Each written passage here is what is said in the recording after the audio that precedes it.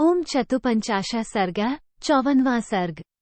राजा नृग का एक सुंदर गड्ढा बनवाकर अपने पुत्र को राज्य दे, स्वयं उसमें प्रवेश करके शाप भोगना।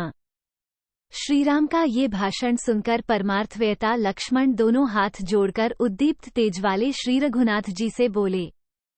एक ककूटस्थ कुलभूषण। उन दोनों ब्राह्मणों ने थोड़े से ही अपराध पर राजर्षि नृग को द्वितीय यमदंड के समान ऐसा महान शाप दे दिया।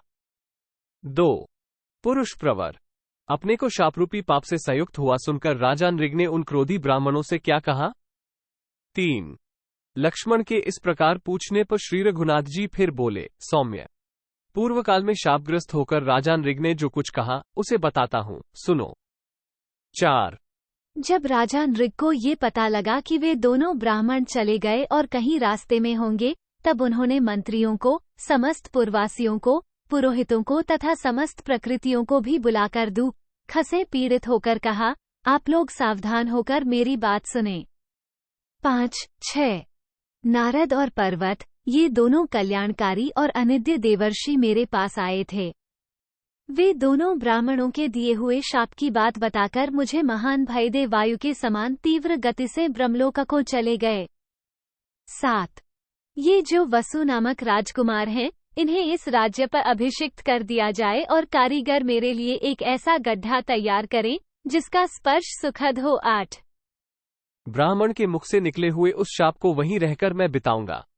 एक गड्ढा ऐसा होना चाहिए जो वर्षा के कष्ट का निवारण करने वाला हो, दूसरा सर्दी से बचाने वाला हो, और शिल्पी लोग तीसरा एक ऐसा गड्ढा तैयार करें जो गर्मी का निवारण करे और जिसका स्पर्श सुखदायक हो। 9 1/2 जो फल देने वाले वृक्ष हैं और फूल देने वाली लताएं हैं, उन्हें उन गड्ढों में लगाया जाए।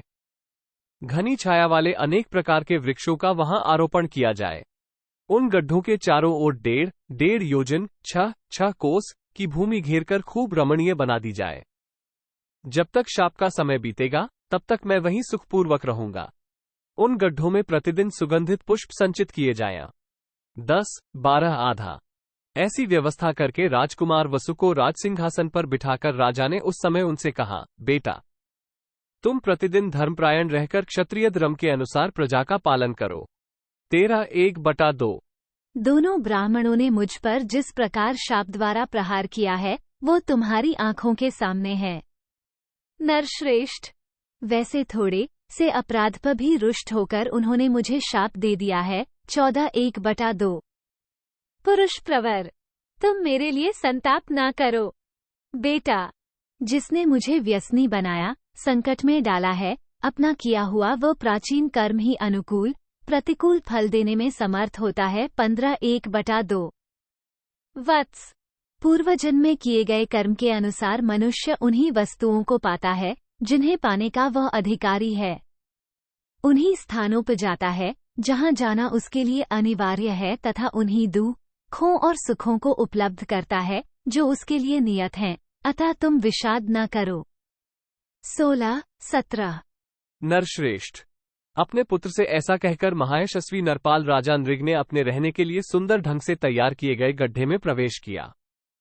18 इस तरह उस रत्न विभूषित महान गर्त में प्रवेश करके उस समय महात्मा राजा नृग ने ब्राह्मणों द्वारा रोषपूर्वक दिए गए उस शाप को भोगना आरंभ किया। 19 इत्यार्षे श्रीमद् रामायणे वाल्मीकि आदिकाव्ये उत्तरकांडे चतुपंचाशः सर्गः 54। इस प्रकार श्री वाल्मीकि निर्मित आर्ष रामायण आदिकाव्य के उत्तरकांड में 54वां सर्ग पूरा हुआ। 54